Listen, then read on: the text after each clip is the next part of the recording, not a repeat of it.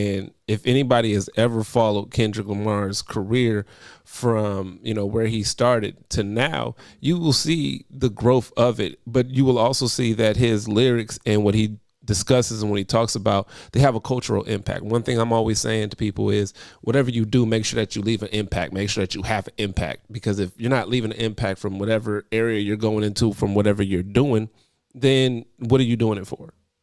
At that point, it seems pretty pointless to me.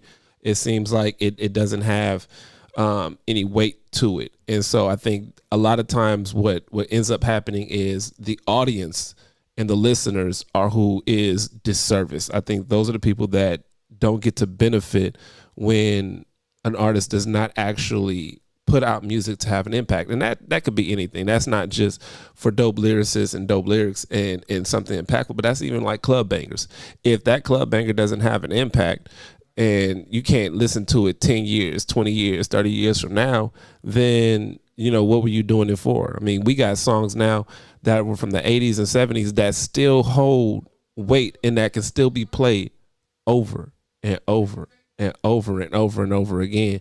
And I think what that is able to do for people is it crosses that generational line. I think if you as an artist, and even as a hip hop artist or R&B artist, or even especially for us as poets, if you are able to create generational, break down those generational boundaries and those barriers that allow for people to actually spit and for people to actually hold on to what your poem was or what your song was, then you have done an amazing job.